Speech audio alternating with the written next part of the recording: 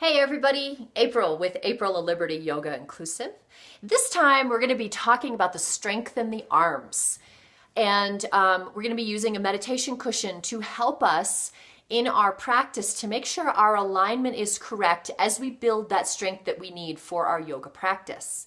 If you need a meditation cushion, check out the links below. If you like the video, feel free to share, and let's get started. So grab your cushion, let's come back. So one of the things I want to talk about is Bakasana, which is crow pose. For some reason, a lot of people have trouble with this pose. And I think it's because a couple different things.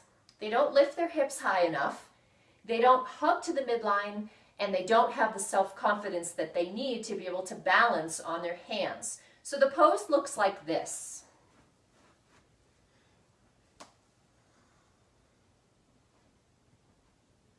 Let me straighten into the arms. Okay, so a ton of core strength, a ton of arm strength, upper body strength. Also, core strength, I said that already. So one way that I like to teach people to get into it is to simply step on their cushion and then come forward into their hands. So the point of this is I'm already halfway there. Like my feet are so high that I think when I'm balancing, that's probably how high my feet are. So there's not much left to do except hug those legs onto the backs of the arms and come forward. See, there's like just a couple inches. So if you have people in your classes that are afraid to try this, or if you yourself are afraid to try it, give this a try because it feels like your hips are already lifted high enough and there's not much more to do, I guess is my point.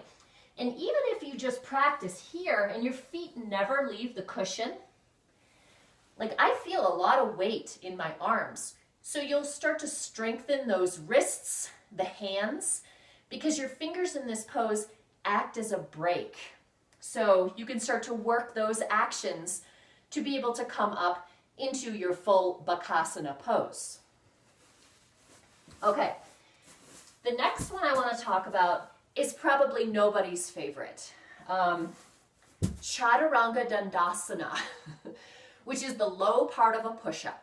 So we're going to start slow. I'm going to first of all show you what the pose looks like. So you start this one in plank. So I'm in my plank, I keep pressing into the floor, I'm looking up, and Chaturanga is this.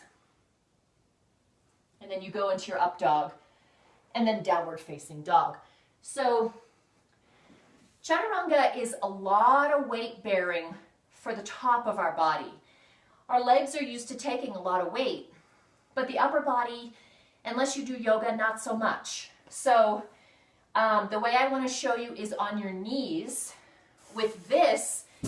This cushion is a perfect height because it's about 7 inches off the ground, which is where I am when I bend my elbows. So if I'm going to stay on my knees, I'm going to hug those elbows in, look forward, and come down.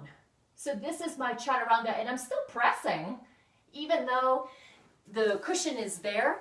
I'm still using, I feel those triceps working. So give that a shot a couple of times.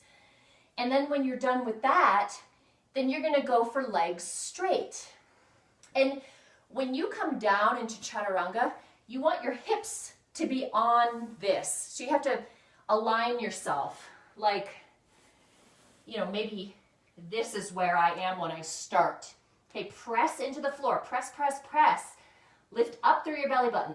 Hug those elbows in and come down. Look forward and come up.